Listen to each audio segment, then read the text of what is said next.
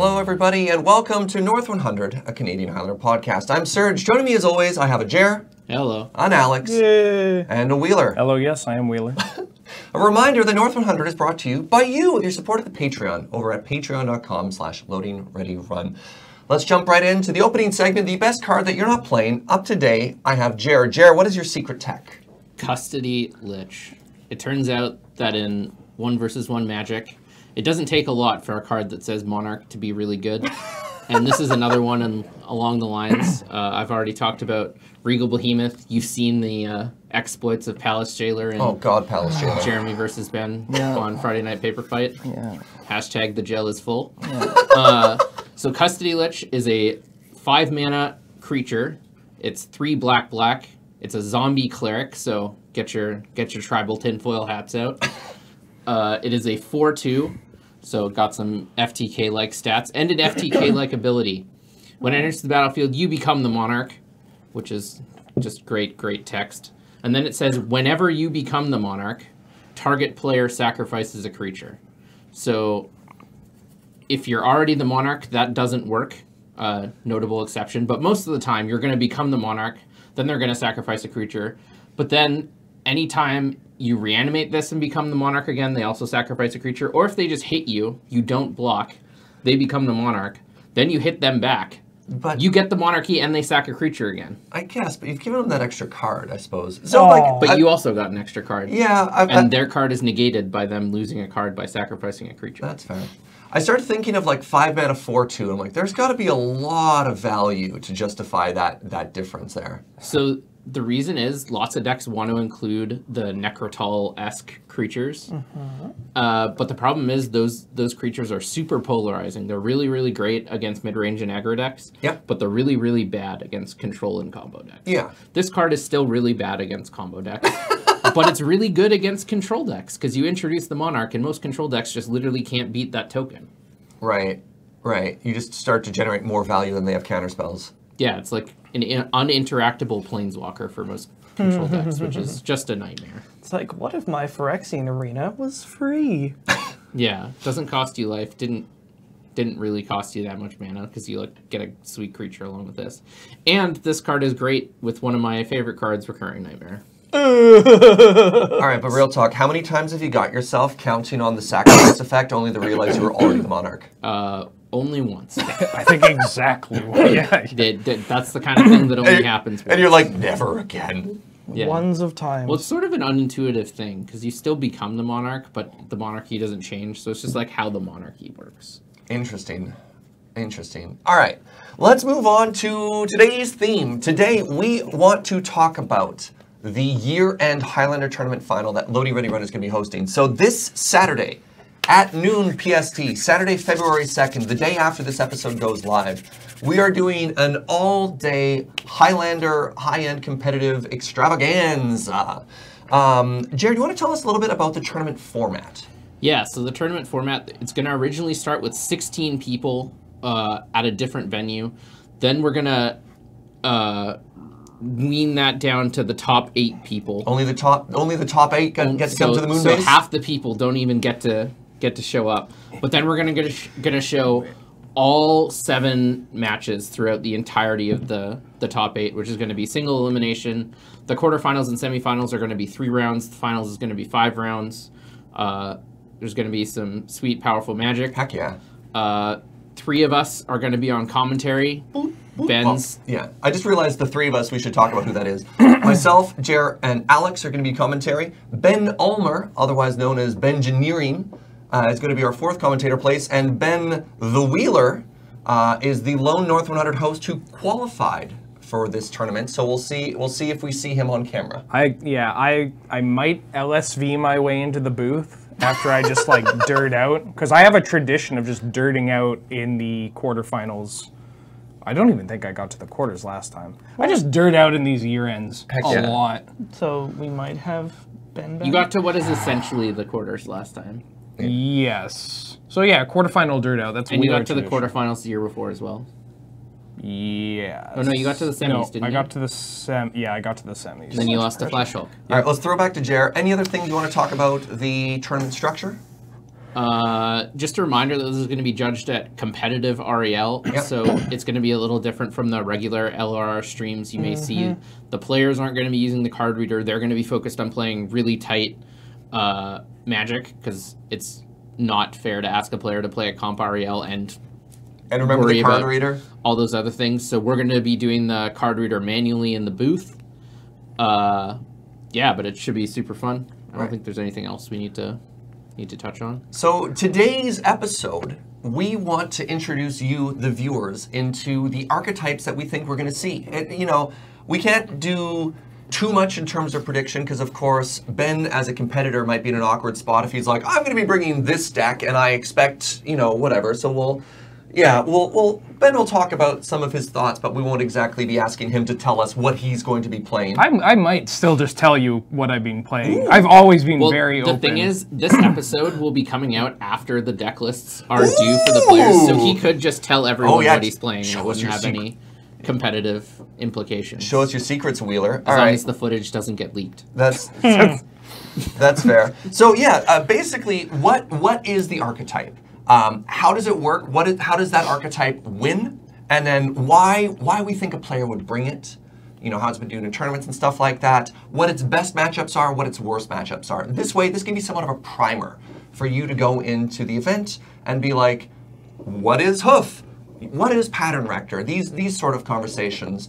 And then that way you'll be really ready. So let's start with something very spicy. Let's start with dedicated combo decks. For example, Storm. Let's start off, Jer. Tell us about Storm or the all-in combo deck. So there's a few all-in combo decks that we may see. Storm is one of them. So it's predominantly trying to cast a number of spells up to a lethal Tendrils of Agony, typically using fast mana such as Black Lotus, the best rituals including Dark Ritual and Cabal Ritual, and Yawgmoth's Will, along with the best tutors that it can afford to play, so Demonic Tutor, Grim Tutor, Infernal Tutor, to generate a lethal storm. This deck doesn't really play much interaction, but has a super fast clock. It's going to play the interaction it does play typically tries to interact with blue decks, so it's going to play silence type effects, discard, occasionally it'll play defense grid or City of Solitude type effects. And it's really just trying to race the creature decks. It may play an Aether Spellbomb to remove troublesome permanents, sometimes Lightning Bolt to remove, say, a Thalia or an Aven Mind Sensor, which are going to prevent it from doing its thing. But Ben? I'd argue that actually out of the dedicated combo decks, Storm might have the highest density of stock disruption. That's true. Usually, like the suite, as Jared said, it's mostly hand attack and spells that limit what your opponent can do on your turn, but they all add up.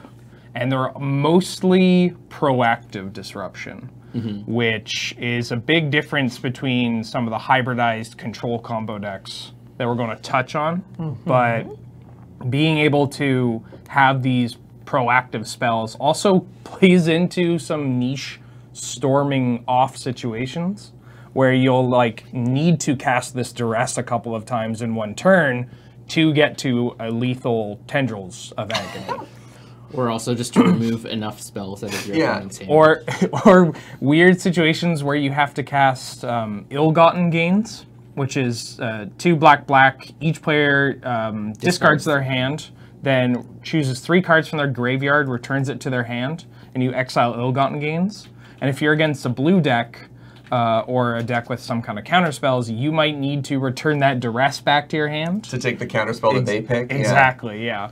That's so silly. So how did Storm weather the points changes over the last while? Because I was under the impression that list had been killed. For a while, Storm was not able to play Black Lotus plus Demonic Tutor as its points, which is the traditional Storm points list, point spread in this format. But about halfway through the year, it got the ability to play those 2 cards together again. So it's... I take it that they're essential.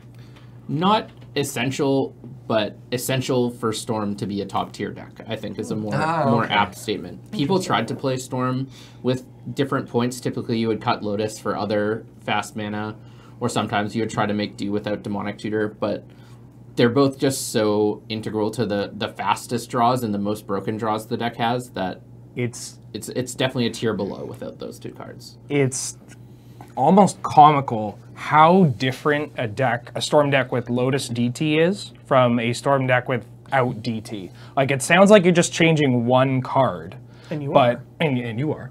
Well, you're changing Demonic Tutor, but including Demonic Tutor means that it's beneficial to have every 2-mana transmute card as well, which is something, so Dimir Infiltrator. So it actually changes a larger portion of the deck than just the one card you see. You're effectively adding 3 more tutor spells to your deck by making that change, and it lets you slot kind of like how your game is progressing. So before, without Demonic Tutor, the mainstay of the deck was get to 7 or 8 mana as quickly as possible and cast Behold the Beyond or Diabolic Revelation. This just gives you earlier lines or different lines? Well, yeah, then the 3 cards that win you the game are, you get Black Lotus, Lion's Eye Diamond, and Infernal Tutor. Yeah. And Infernal Tutor in that case just functions as a Demonic Tutor because you're going to get Hellbent with either the Behold the Beyond or the Lion's Eye Diamond. So I want to ask, why do you think someone would bring this to the year end, and what do you think the chances are we see this at the year end?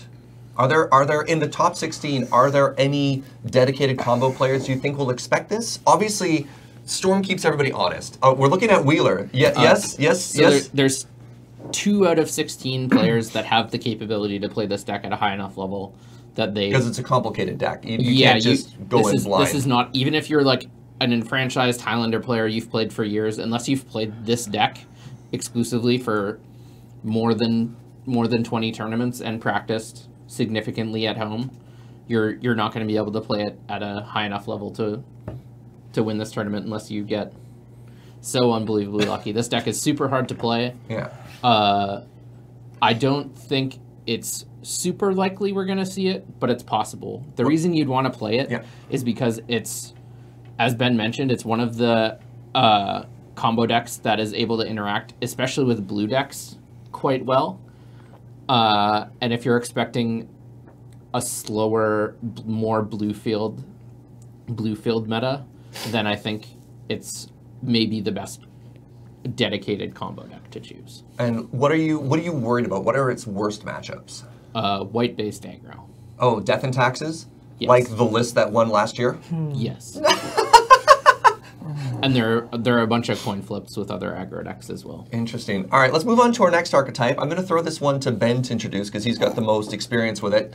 Tell me about Eggs and or Paradox Academy, these artifact density-based combo decks. So, I mean, they're really just that. They're quite different, but they have a lot of similar key cards. Voltaic key? Heyo. I'm leaving now. So they both mostly resolve around having a very high density of artifacts, upwards of almost 50 artifacts in your deck. And playing cards like Tolarian Academy, playing cards like Voltaic Key, or cards like Candelabra of Tawnos. Being a big one, for those not familiar with the Candelabra, it is a 1-mana artifact that has X tap, untap X lands. That doesn't seem good. Why would you play something like that? Well, Serge, Tolarian Academy is a land that adds about 20 mana. Oh. Maybe a bit less, but the 2 decks go at it in different ways. Basically, they both generate disgustingly large amounts of mana and then just kill you with a variety of artifact-based combos. Can you give one example? Sure. Yeah. So a combo that is consistent among the 2 decks would involve Tolarian Academy, so legendary land that taps to add blue for each artifact in play. Manamo, School at Water's Edge, which is a legendary land that normally taps for a blue and then you can pay a blue and tap it to untap target legendary permanent. Yep. And So it seems to go good with Tolarian Academy there to basically double the amount of mana you can produce. Yeah. What do you actually kill them with? Well, He's getting there. I'll get there in a second. And Rings of Brighthearth. Yeah. A 3 That's one of the mana key cards in both artifact decks. that says whenever whenever you activate an activated ability That isn't a mana ability, you can pay 2 colorless. If you do, copy that ability, and you may choose new targets for this. Yeah. So you would tap a Tolarian Academy for 5 mana, let's say 5 mana minimum, which is easy peasy for that deck. Almost automatic in both. Yeah. You activate your Monamo to untap Academy. The triggered ability of Rings of Brighthearth goes on the stack. You make a copy of the untap ability of Monamo, and you have it target itself. Yeah, so it untaps Academy and Monamo, so you can produce infinite mana and then kill them with a variety of infinite mana dumps. Basically, yeah. There are so many. It's hard to really cover everything these decks can do. Like for eggs, recently I did a deck swap with somebody who had never played eggs before. They killed you with a brand new line you'd never seen before? God, no. But I tried to tailor I was really hoping that's what the story was. No, if anything, I tried to tailor it being like, you know how Thopter Sword works, right? Okay, try doing that as many times as possible. But there, like the small sheet that I sent to try and give a guideline for like how to kill them involved like 50 different interactions. All right. And that's one of the strengths of these decks is that all these combo pieces interact with every other combo piece. So Voltaic Key can go infinite with Candelabra and Rings of Brighthearth, but it can also go infinite with Sensei's Divining Top and Rings. Or it can just be a card that helps you get up to, Time Spiral mana. Or... I mean, sometimes just untapping your Grim Monolith is good enough. Yeah, exactly. Word. All right. Why would somebody bring this deck? I think it's safe to say that I would probably be the only one to bring eggs, but there may be multiple people that could bring the Paradox Academy.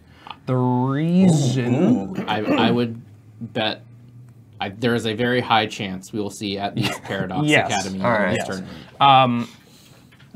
One of the reasons to bring it is just how explosive the deck can be. The deck offers some of the fastest goldfishes in the format, and it has a lot of effectively wins, where if you cast a Time Twister or a Wheel of Fortune, any kind of draw 7 magic card, you can basically toss away that hand that your opponent decided to keep and give them a completely random 7 after you have deployed multiple mana cards into play. That reminds me of the classic Wheelerism, which is if you make your opponent draw 7 enough times, they'll eventually have an unkeepable hand. Yeah. You live by the draw 7, and sometimes, as viewers of last year's event know, you die by the draw 7. Anyways, so the reason to play this is that a lot of the cards that enable you to get to your dedicated combo pieces or your very stock, easy to follow combo pieces can also act as win cons themselves. So there's a lot of redundancy, there's a lot of overlap between the cards, and there's a lot of cards, not just the wheel effects, that you can lock matchups out, but you're not winning, but your opponent just doesn't get to play Magic for the rest of the game. So playing something like a 10-10 or an 8-8 Walking Ballista on turn 3 is very good against a large variety of decks. That seems good. Or Upheaval is another one. Technically, it's not winning you the game. Resetting the game through Upheaval, mind slavering your opponent just for Upheaval value. is symmetrical. Yeah, Reset. exactly. No, it's not. So yeah, everything, and Upheaval can actually be like a ritual in some of these decks. So it's... Yeah, lets you replay. Ugh, all right. I know personally one of the reasons why I fancy these decks so much and why I have spent so much time in it and keep revisiting them is that there's always new things to learn, and there's just so much going on that it's really difficult to play against. All right, what hoses you?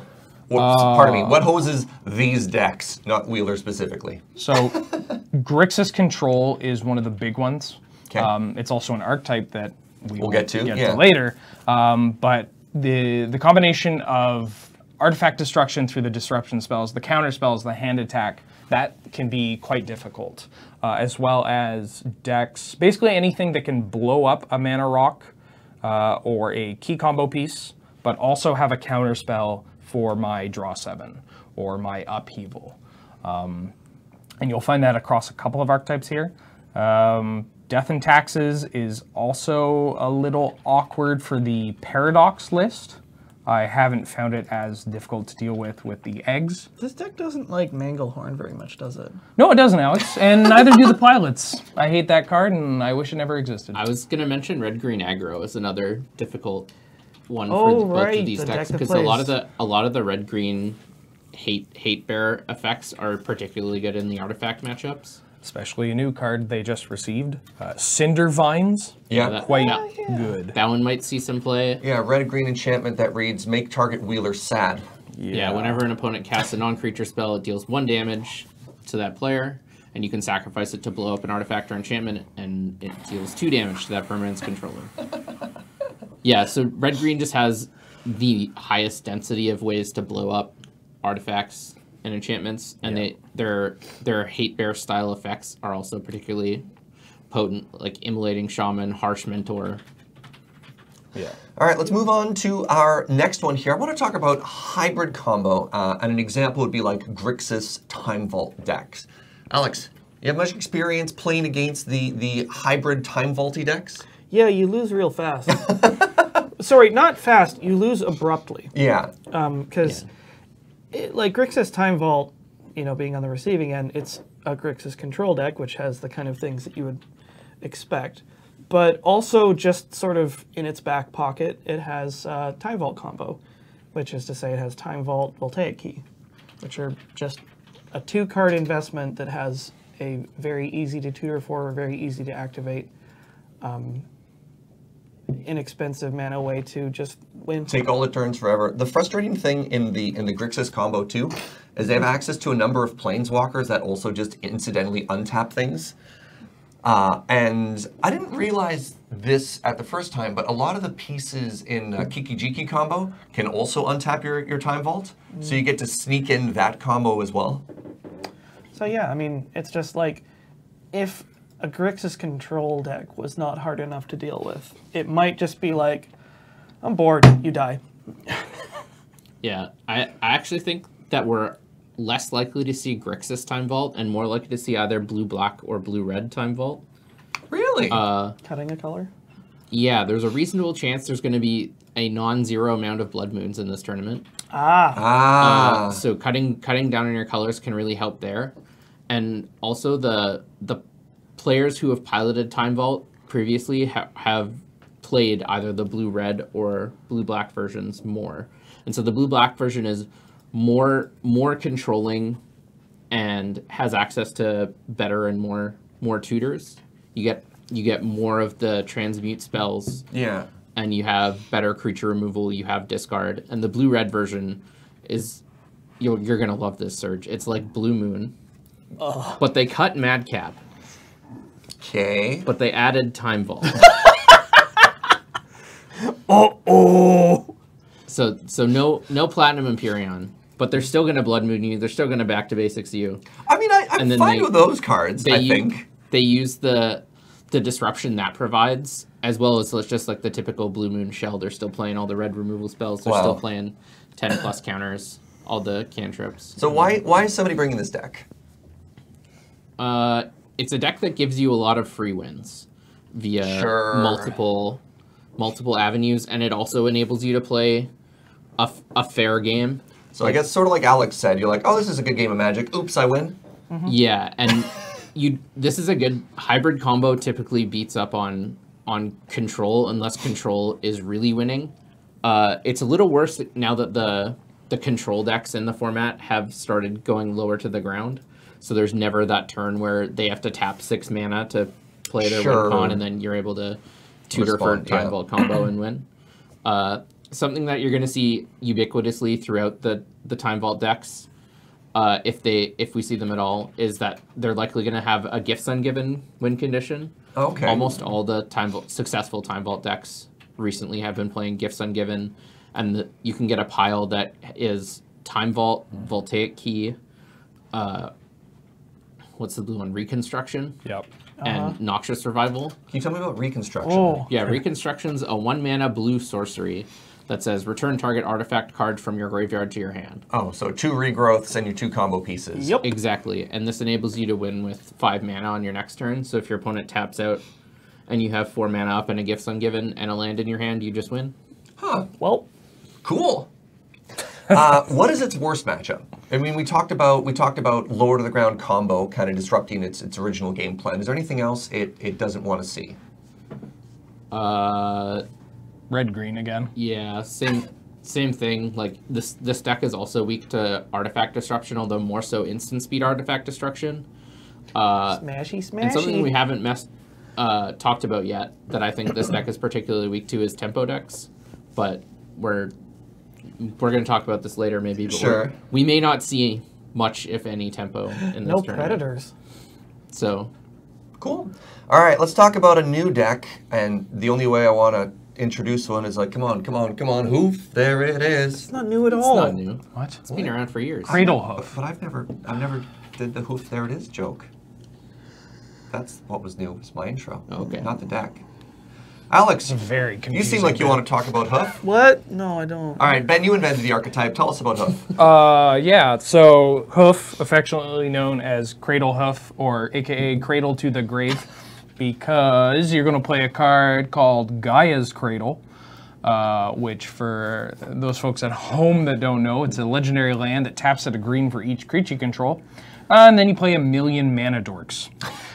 You get to 6 mana, or 8 mana, or 9 mana. Or like 15. Or sometimes you only need 4. Very, very quickly. And then with that mana, you can do a couple of things. You can cast the namesake Cradlehoof Behemoth, which is an 8 mana 5/5 with haste that says when it ETBs, creatures you control get +X until end of turn, where X is the number of creatures you control and trample. So usually Hoof plus 8 elves. Cradle, and however many dorks you want to pump out, kills them. Or it's lethal with Kiki, but we'll get to that at a different time. what? No, I don't thought it worry was about only 18, Ben. Okay, that might be a shout out to Who's playing older Kiki Hoof? nobody in this top 16, I hope. Absolute That's mad an lad. old, there can only be one podcast Yeah, that was just a little reference. throwback. But so now, as of Ravnica Allegiance, the deck has 3 functional Cradlehoofs that are worth playing. There's Hoof. You got Hoof. There's biggest pig. You got Squid Hoof wait, first. Squid Yeah, Hoof. Spaghetti Hoof. Decimator of Provinces. The provinces or of provinces? I think it's of provinces. Right, and Decimator. survey says, and by survey No the, I mean no B the. says. Come on. Of the. Oh! Point Wheeler. Boozled. All right, so Decimator of the Provinces costs 10 colorless mana. It's an Eldrazi Boar, great combo.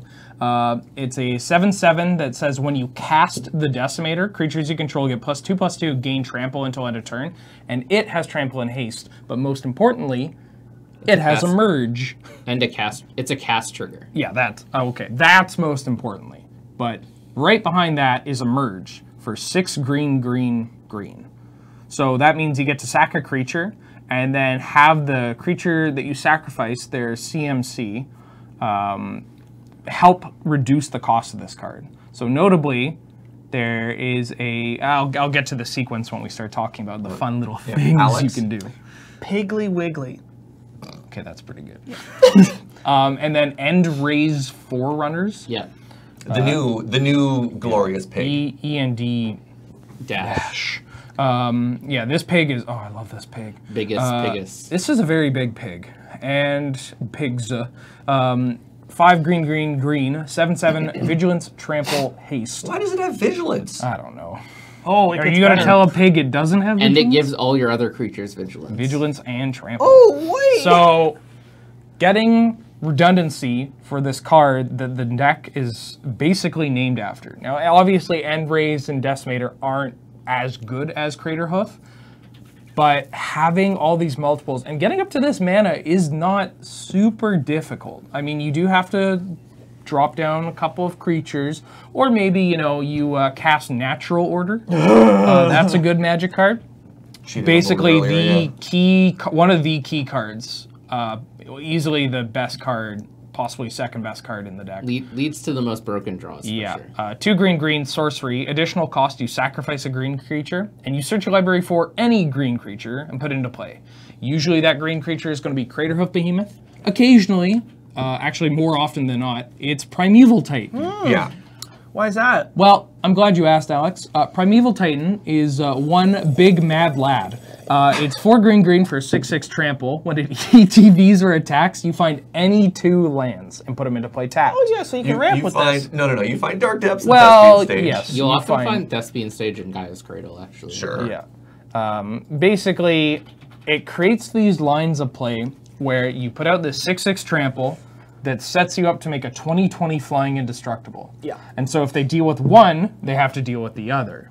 And that's really hard to do for a lot of Especially on decks. turn 3 or turn 2. And with more recent lists of Hoof and different point spreads being tested out, it's being able to find Thespian Stage and Strip Mine or Wasteland helps knock off their mana for what possible answers they could have. Yeah, that's a good call too. So it really limits how they can answer these. All right, cards. why is somebody bringing this to the tournament? Because you can cast a Primeval Titan on turn 3. That's Serge, really if I may. All right, Alex. That's why. I actually think it's really good because it provides 2 game plans. And in lots of matchups, you're holding your Natural Order a long time, and you're just playing out your creatures, attacking, maybe trying to play a Planeswalker, and then when they tap out, that's when you get to combo. And it's really good at having, like, switching gears very quickly and ending the game with that switch, or just winning a fair game of Magic. Yeah, sometimes you just die to Elf Beatdown. Since so many of your threats in the mid game, the deck plays like 9 Planeswalkers right now. Kind of, it can shift between 7 to 9 depending on your color spread. But all these Planeswalkers, because they're green, they make tokens, and they stick around as a Planeswalker. So your opponent has to make a decision. Do I get rid of the Planeswalker? Do I get rid of the token? And if they get rid of the Planeswalker, you have another token that adds to your mana, adds to making your hoof bigger.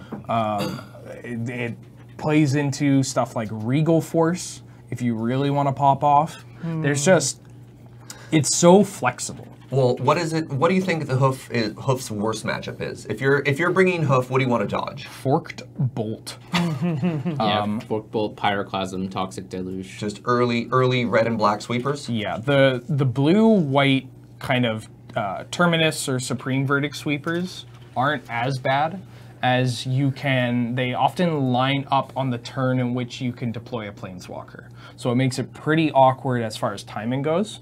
But the cheaper ones, because you only really need to do 2 damage, maybe 3 damage to these creatures. And if you're just using it to stunt the growth of the deck, then yeah, a Pyroclasm, a Fork Bolt will do. So I've always hated fighting Volcanic Island decks, primarily.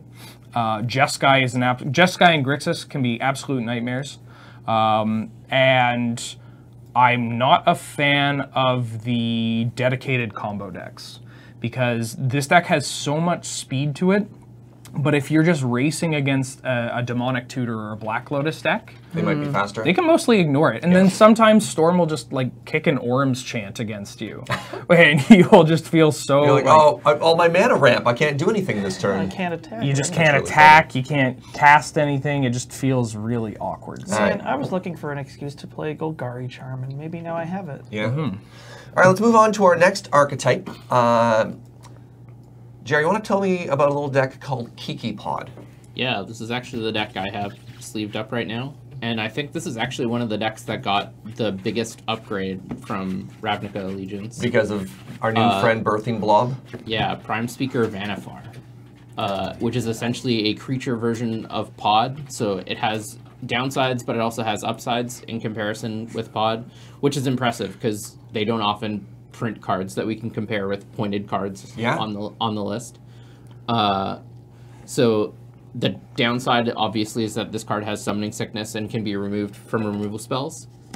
But the upside is there's no mana or life cost on the activation. And sometimes that really costs you in pod when you're trying to go fast against an aggro deck. Yeah, and are there any ways to untap creatures in this game? Yeah, several. So you're going to typically find the same ones that you have in pod. So you're going to have your Deceiver Exarchs, your Pestermites. The 4-mana ones is where it gets tricky because Felidar Guardian blinks it and Restoration Angel also blinks it. So that doesn't work for Vannifar because she'd enter with Summoning Sickness again. Yeah. But you can play Breaching Hippocamp, which is probably the best one. Sorry, what? Yep. It's three and a blue flash, enters the battlefield, untap another target creature you control, and you're just using it to bridge the gap. It's a horsefish. Yep. Yeah, it turns out Allegiance is not the only set with rad name combinations. Yeah, and not an unstable either. It also combos with Splinter Twin and Kiki. Huh. This card is not. This card has seen more than 0 play. Yeah, but even before tournament-winning decks have played the Hippocamp. But I think maybe the most exciting things is it enables you to play cards like Quirion Ranger and Scrib Ranger, our best card you're not playing last episode, because it enables you to return a forest to untap a creature. And so these lines weren't even available before with Birthing Pod, because there are no 1 and 2 drops that are playable or were played in the deck that untap a pod. What's that art? I haven't seen this art before. That's I like that art quite a lot. Online? It's a Magic Online promo. Oh. Okay. So yeah, this actually enables lines and may change up the deck. So we'll see if anyone's going to put in the time to test with it and sort of where they get to with that. So why is somebody bringing this deck? It's the toolboxiest deck that we're gonna see in this top 8. There's so many creature tutors. You get to play so many silver bullets. It's so tunable. You can add in tech cards for every matchup. It has a fast clock on its best draws. It can win on turn 3. It has a lot of resiliency. There's a lot of redundancy in the cards. There's a lot of recursion in the deck. If I may bring up a bad beat from last year's championship, where I fought this deck, and my opponent, the pilot, the Pat Pod of the Pat Pod, if you will, was able to include so much combo hate within the deck without missing a beat. Oh, cool. The disruption package, and this is stuff that, as a combo player, you can kind of expect there to, whatever, like a minimum amount of cards that they have, but it's so hard to know just exactly what tools to play around. And then boom, your thing gets spell quellered. Or you get Trigon Predatored end of turn. Or corded for even Mind Sensor. Yeah. Oh, wow. Oh, that's gonna hurt. Yeah. All right, what is Pod afraid of? So it depends on what you choose. Like, you can't beat everything with Pod, but it depends on what you choose. Like, if you bring in a bunch of combo hate and you're cutting things like Huntmaster and Kitchen Finks. Yeah, if you don't have life gain. Your aggro matchup's going to suffer. If you have Kitchen Finks and Huntmaster in your deck, your combo matchup's going to suffer. If you don't have Glenelendra in your deck, your control matchup's going to suffer. Like, it's entirely up to you.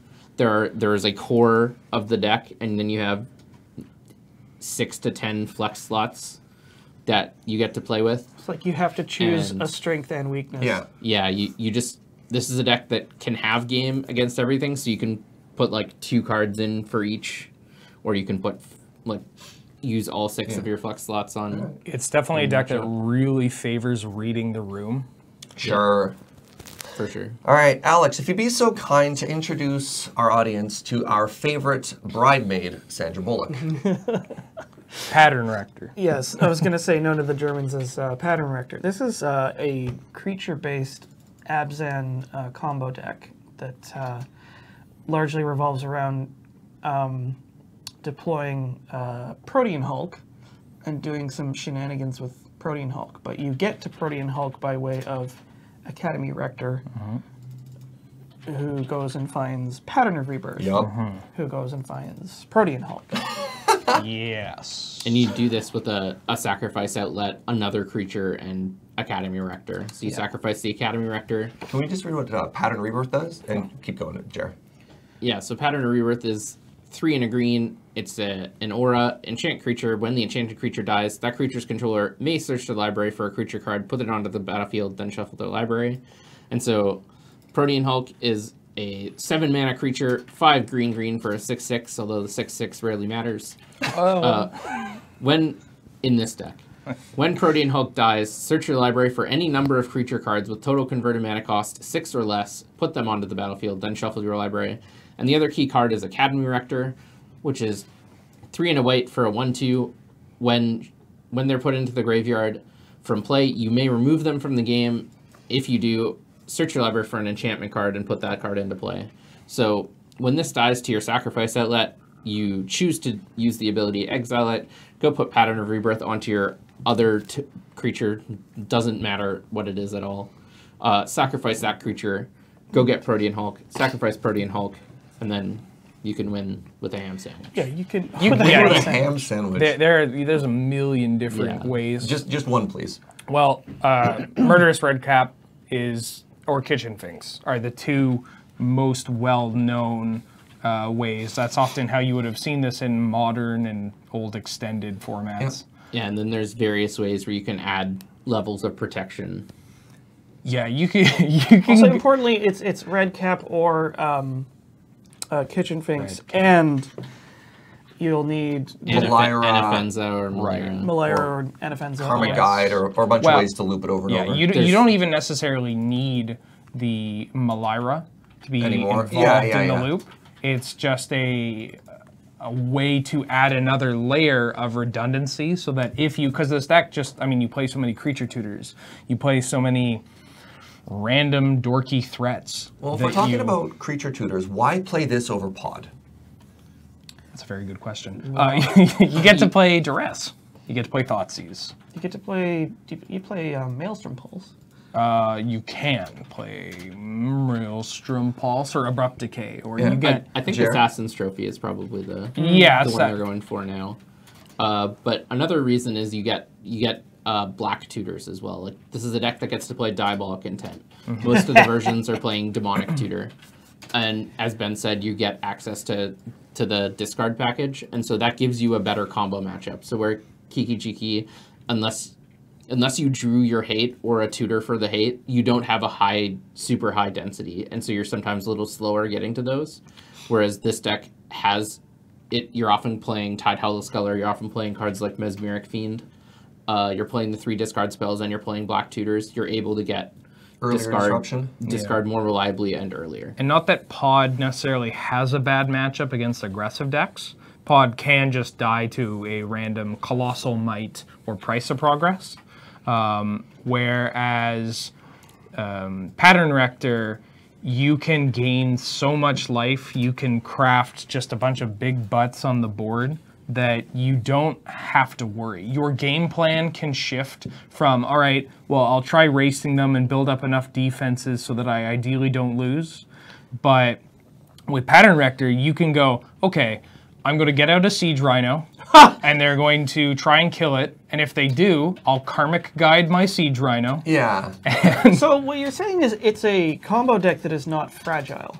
Well, it is. It's more fragile in its combo. I was going to say the reason, what's its worst matchup? And then I think Jared wants to jump in there. Well, I think it depends actually what its worst matchup is. It's likely a control deck. It's a little clunkier in its combo. It doesn't have the flash creatures that Pod usually has, so it's almost always playing at sorcery speed. I definitely feel playing against it, it's easier to disrupt this combo than it is to disrupt a Pod Chain win. Yeah. But this deck can also just value control decks out, and they have black Hatebears. Like, Camball is absolutely backbreaking against a lot of combo decks. Also very, very good against control decks. So it once again depends on the draw and what they choose to do with their flex slots. But I think this deck in general is, as Ben was getting at, better against aggro. Probably slightly better against combo, but worse against control, is what I would say in general. Well, we've talked about control a lot, and I've grouped this up because, in the interest of time, I don't think we can talk about a bunch of different control decks separately. But from our research, we're expecting to see the following control decks: 4-color control, Blue Moon, Jeskai, and Grixis. Let's throw to our resident control expert, Jer. Jer, tell us about control decks, how they want to win, and why you think we're going to see them.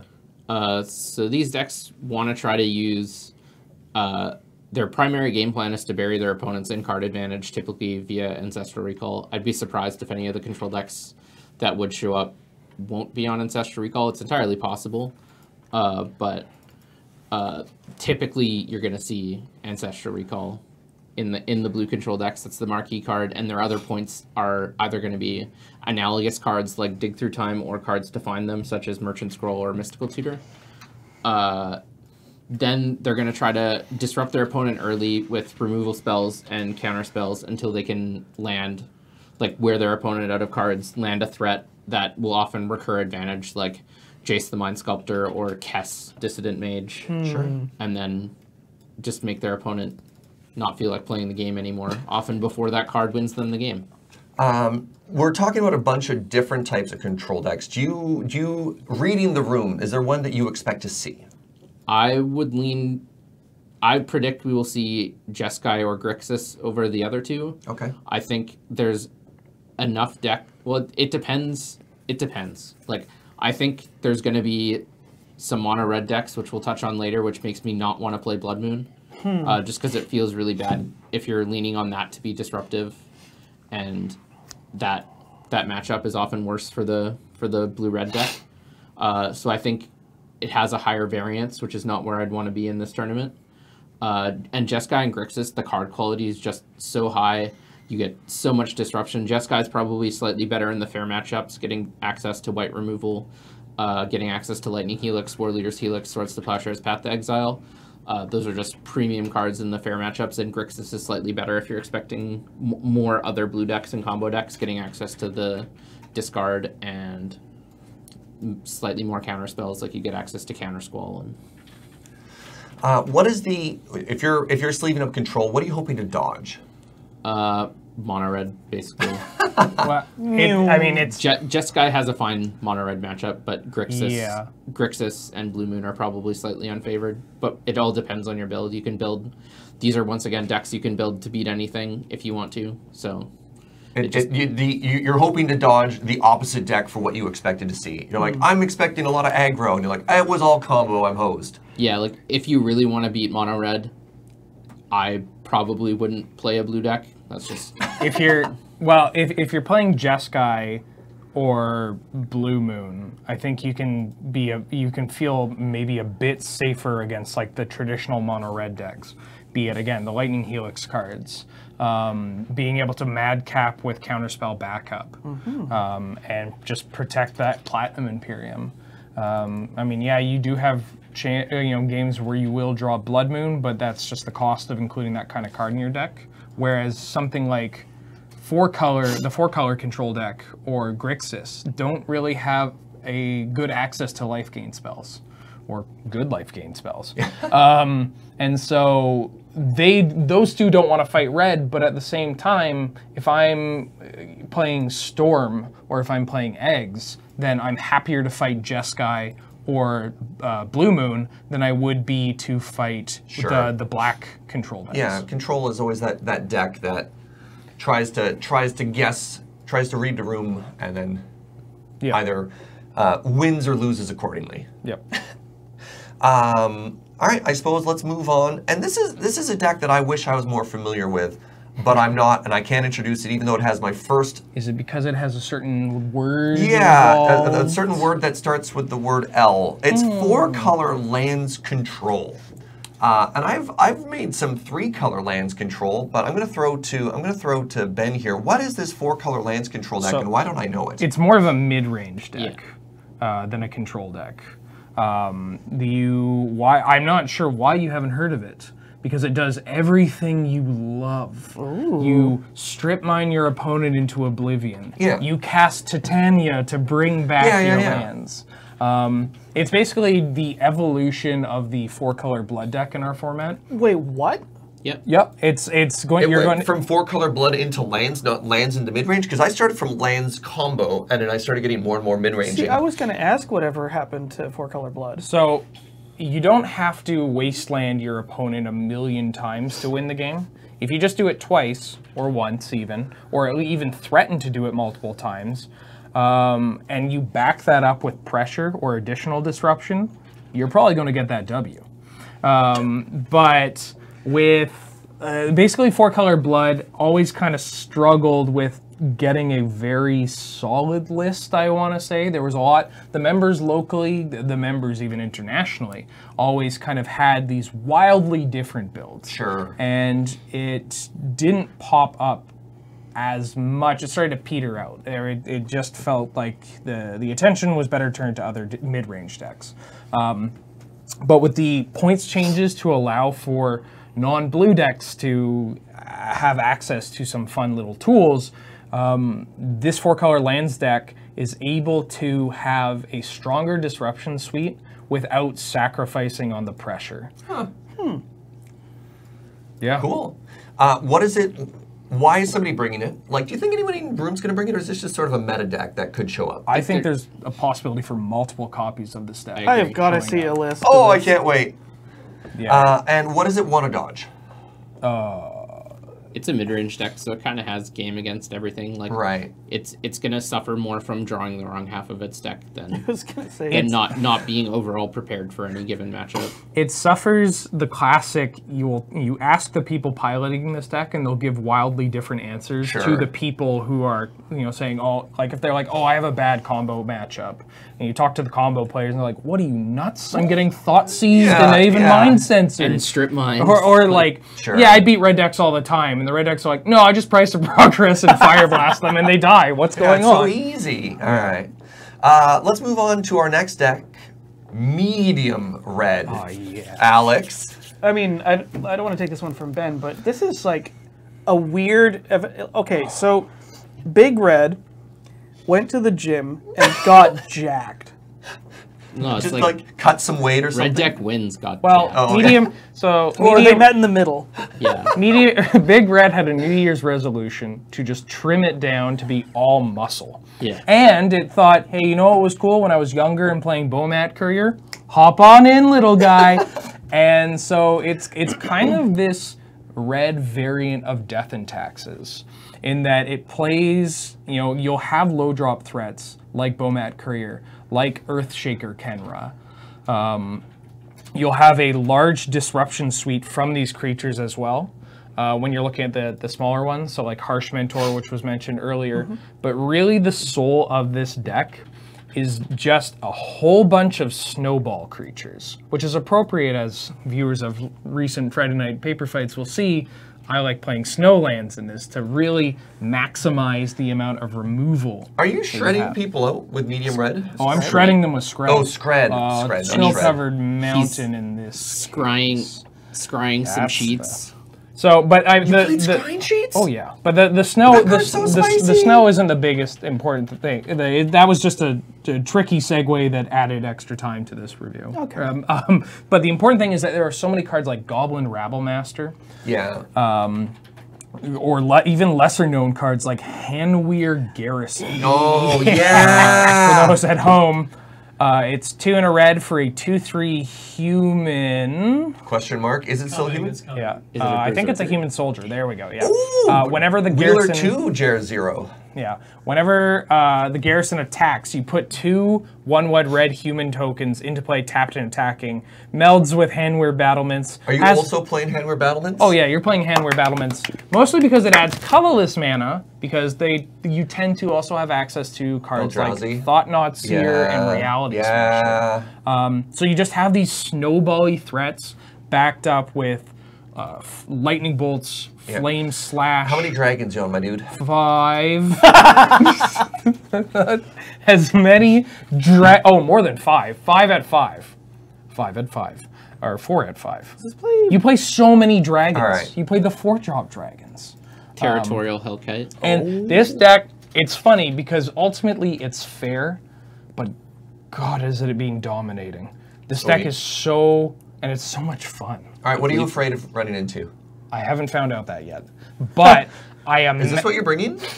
No, I will admit You're I'm wearing not the red bringing hat. medium red. All right, I'm Yeah. disappointed. I'm disappointed. We are likely to see this. We deck, will, however. yeah. So we need to sleeve this. up But at some point. I believe that the difficult matchup for this deck would be something like Jeskai, or something like a white deck that is more, not necessarily Death and Taxes, but a white deck that will be casting cards like Brimaz. I think white-green mid-range is likely a rough matchup. Big enough butts to combat, a lot of the removal or the threats the red deck is playing, but You might have also to 2 for 1 to get there, and the card advantage isn't quite there. Yeah. I feel like a problem with big red, it might be experiencing medium red too, is the ability to run out of gas. well, that's the benefit of medium red, I think, in comparison, is you don't play a lot of acceleration. You will play, Chrome Mox, that kind of stuff, Ancient Tomb, to get to 3 and 4, but that's it. You want to get to that number quicker, but you don't necessarily need to get to 6. And because of the snowbally creatures, all of them have to be answered. Sure. And if one goes unchecked, GG, well played. Well, let's talk about medium red's younger, more aggressive brother, RDW. Don't talk to me or my son ever again. Alex, you want to introduce Red Deck Wins? It's the deck that's always good in every format, no matter what. Yeah? Mostly. Mostly. Like, How does it win? Results may vary. Well, it casts 10 lightning bolts in a row. I'm only slightly exaggerating. yeah. Mono red is just all the most efficient burn spells and all the most efficient, aggressive creatures in a vacuum. There's not really any synergy. It's just like a big pile of, face punches Just a over bunch and of over jabs, again. It's like hockey fight deck. You just grab them by the collar Just and just keep Donnybrook? feeding them shots until your arm snaps or they pass out. This deck got some nice upgrades as well from RNA and light up the stage and skewer the critics. Yes. Skewer the Critics is pretty stupid as cards for this deck goes. I think light up the stage is better. I think that card Yeah? is 1 mana messed up. draw 2? Yep. Yeah? It's Yeah. so good. Yeah, this card, Light Up the Stage, is kind of busted. Scare the Critics is another bolt. That's great. Yeah. It's very good, but light up the stage is I have not played Really, with really, Light Up really the Stage good. yet. Are we Here. expecting to see RDW? Obviously, you can't ever rule RDW out of any metagame. You always have to be prepared for it, or just hope you dodge it. But will we Like see the it? Spanish Inquisition, you should expect... Wait. we have one of the reddest mages in the room? in the Okay. top No, 16. well, not not- in the room. Well, I mean, Oh, pardon me. Yeah. but it's a deck that a lot of people that a lot of players that are featured in this top 16 have some experience with because it's such a format pillar. Sure. And it's good. It's not like Red always has this it's an easy deck and it's No. so stupid, but sequencing Yep. in this deck is super key, and you get rewarded when you do it properly. And decision making. So many times I watch a game where they choose when to start going upstairs differently than I would have done, or they bolt creatures when I would have gone upstairs, and I'm like, holy cow, they won this game when I never would have. Yeah, it's really interesting. What is RDW's worst matchup? Well, it's not any particular archetype, but more just having access to life gain in basic lands. Sure. I've always enjoyed playing Jeskai versus RDW. Which has no basic lands, but a lot of life gains. No, basics. it has Jeskai Control has up to 9 to 10 basics. I was going to say. Right. The mid-range versions maybe 5 or so, but it's really just the turns of being able to play Core Firewalker in your deck. Okay. Playing Seeker of the Way. Basically cards that gain you life, but also you would probably just have them anyways. I don't think Kitchen Finks and Knight of Autumn is also Yeah, a brutal this 1-2 deck for doesn't this deck. really like Baloths either. Yeah, if the green decks too can put up a pretty good fight by just having An X4. Yeah, exactly. Yeah. All right, let's move on to another aggro deck we've talked about a bunch, Gruul Aggro. This is a list that we've talked about, is probably going to show up to prey on specifically the artifact-based decks. Jer, introduce Gruul Aggro for us. So the version we're likely to see, I think, is the red-based with some green cards as opposed to the other way around. This version is faster and plays a lot of the similar creatures as red deck wins with some of the better green creatures in it, and then you play a bunch of the burn spells, but you replace like mostly the shocks with some pump spells and some more creatures. Interesting. So trying to go really, really fast. Yeah, I actually think this is the fastest gold fishing fair deck. Due to the pump spells, the bigger creatures, and the haste spells. You know, haste it just creatures. got a second copy of Colossal Might. Yeah, and it got Gruul Spellbreaker, which is a messed up magic card. Do you think this is playing that new Gruul enchantment that gives everything riot? Not this version. You want Okay. If you're playing that, it's going to be in a bigger version. Sure. Like a mid-rangey monsters style deck. Why are you bringing this deck? It's the fastest gold fishing fair deck in the format. All right, just to see if there's a different Also, answer. you're really sore about Paradox Engine. You just want to, like, Yeah, press your thumbs into their eye sockets. this deck presents the closest thing to a coin flip versus the dedicated combo decks. Like whoever wins the coin flip is likely favored. If you're taking the red decks, like just a red deck versus the dedicated combo lists, and you have them just goldfish against each other, the red deck is going to, it will probably just be whoever's on the play. There's a lot more intricacies to it, but it'll be a lot closer than if that red deck were replaced with Gruul because of all these, as Jared said, the shocks. Like if your shock gets turned into a giant growth or a brute force, like that's up 1 damage. And a lot of these matches are decided by like 1 point, 2 points. Very cool. What is Gruul? What is this aggro deck's worst matchup? Jeskai again. Sure. It's just like you don't want to see the removal spells. You don't want to see Brimaz across the table. You don't want to see life gain. All right. It's like white, green, white, red. Let's move on to the last deck we want to talk about today, which is last year's tournament winner, Death and Taxes. Alex, you want to do a brief introduction on that sort of archetype? White people. It's it's not actually white weenie, but it is a white/colorless base deck. Last year's winner was white with a very light black splash, but yeah, base white with friends. Hell yeah. Yeah, it's Both of them. how to describe it? It's like it's an aggressive-ish mono white deck that has a lot of Hatebears in it. It's kind of like I don't know. I don't want to call it a tempo deck and It's have an the comments. aggro control deck. Yeah. Ooh, aggro control. Yeah, very similar to, you just have so much disruption with attached to a clock. Yeah. And Like every creature is those two things in one. Like Yeah. Thalia Heretic Cathar is a perfect example because she's a 3/2 with first strike. Great. Which is pretty great.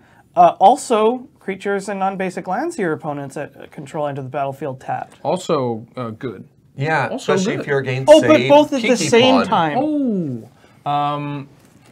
We've come a long way from the early years of the format where I would sleeve up a Suntail Hawk and head off into the sunlight and kill people with Honor the Peers and whatnot. And they've been upgraded. And no longer are you just playing 1 mana 2/1s for 1. You're instead playing maybe 2 mana 2/1s that restrict what your opponent's doing, and they have upside, and the they have card relevant quality. creature type. Yeah, it's just it's beneficial It's for you friends as a with deck. benefits. Oh God! Will we see this deck on Saturday? There's a Wow, chance. this silence. There's basically only one person who would bring it. I'll leave you to guess. Oh, sure.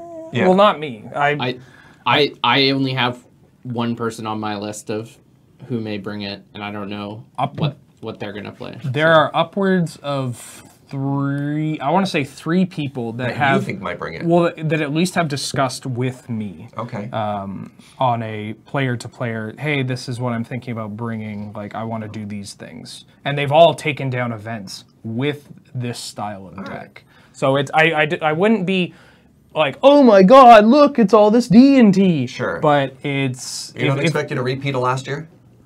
Well, not if I have anything to say. All right, that's fair. Okay, we're a little pressed for time, but I want to cover something really quickly. Here are a couple of archetypes that we don't think we'll see, and I'd like to discuss why. We don't think we're going to see goblins. Why isn't goblins showing up? Slower and more disruptible than the other aggressive decks in the format. Yeah, so despite our years of talking about our love of goblins and its prevalence, the word I'm looking for, maybe no goblins. We don't think there's going to be Scape Shift. Why don't we think Scape Shift's going to show up? None of the players who play Scape Shift made it into the tournament. So good deck, but typically sort of a pet deck of certain players? Yeah, and it hasn't been played very much in the last year or so. Is it a pet deck if it's tier 1? Oh, I don't think Scape Shift is tier 1, but that's a different conversation. All right, and finally, this is probably a bigger one. We don't think we're going to see Tempo. Even though we talked about Tempo being a deck that's going to give some people a hard time, why are we predicting no Tempo? Tempo is an awkward deck, or an awkward style of deck in general. There's certainly, I mean, there may or may not be the namesake of the Simic Sorensen Tempo playing in this event. Players such as myself that have such an affinity towards this type of deck, but ultimately it's too... Funny enough, I think a lot of it has to deal with the Tempo players are also the combo players. And combo's just better right now? Well, it at least there's more to be gained if we have a good combo draw than if we have a decent Tempo draw, and there's the prevalence of mono red can make it a little awkward to play a Tempo deck. Well, that's it for our tournament. So a reminder, the tournament goes live on Saturday, February 2nd at noon over at twitch.tv. Twitch.tv/LoadingReadyRun. We'd absolutely love to see you there. You'll see all of us, Ben possibly on camera or in the booth, depending on how he does on stuff. Also, really looking forward to our good friend Bengineering hanging out. Let us move to our closing segment, Powerful Magic. That's my own new song, What's Up? And up today, I have Alex. Alex, regale us with a tale of magical wonder. What's the most fun you've ever had with 1 black mana? Oh, I wrote this one down because I didn't want to miss any details because it was so dang. Well, you had me at that hook. I'm glad I got to witness this. So yeah, Ben was here. I was playing against a local player, just jamming casual games, and I'm on Black Mold, which is my Golgari aggro deck that I've been tinkering with for quite some time. And a recent include one in the latest sort of revision pass was Demonic Consultation. All right, what does that do? It's a black. Okay. It's an instant. You name a card. Then you exile the top 6 cards of your library. And then you keep revealing cards until you hit the one you named and exile the rest. Bold. So this card has an interesting trait in a singleton format, which is you can cast it, name a card, and if it's in the top 6, you lose. Yep. On your next draw step. Or the bottom 6, probably. Or the bottom 6, probably. Lose, just not as fast. It's a really ballsy tutor. It's this is real cowboy magic. This is jackass magic. So I'm playing and sort of doing the aggro thing, and I'm just like, you know what I really want? Umezawa's Jite. So I cast this end of turn. I'm like, Jite.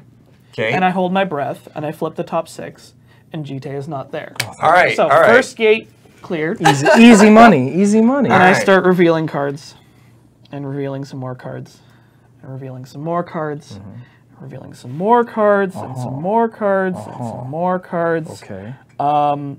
It is the 6th last card in the deck. So, sorry, do you lose the game if it's in the top 6 or the bottom 6? Uh-oh. All right. What are life totals right now? What's the board looking like? Yeah, I don't remember. It's honestly fairly even. This was a very aggressive demonic consultation. It's just like, okay, well, I've got this Jite, which is, tough to beat. So I continue with my plan, and the next card I peel is green Sun Zenith. Which has an interesting trait or characteristic, shall we say, in this context, which is when you cast it, it shuffles itself back into your library. Yep. So this is the one card that I could have drawn that will keep me from decking out for the rest of the game. Wow. But wait, there's more. Okay. I cast it mostly as a joke. X is 3. There's a hit in the last 5 cards. It's the juice. Yes! All aboard! Oh, Beep, beep. no! It's Dragmangler. So I get that out on the board. I'm just like aggressing. I'm taking out blockers with GT, and oh boy, I won that game. Wow. But it was just like it was very, very funny. The sequence of draws. Beautiful. Just like ooh. Yes. The best part about Consultation is when you are strapped in, there is no getting out. You can't tell the roller coaster operator, I want to get off Mr. Bones' wild ride. You are on it until you hit that card. This ain't Tainted Pact. No, this is And just. I'm glad you stuck through it. Yeah, no, I think I'm probably gonna keep this card because it's just like it's so exciting. Jared? I just want to add one thing before we conclude, is that I wrote a quite extensive preview article for this tournament. Yeah. So we can include that link in the description if you want even more hype for this tournament.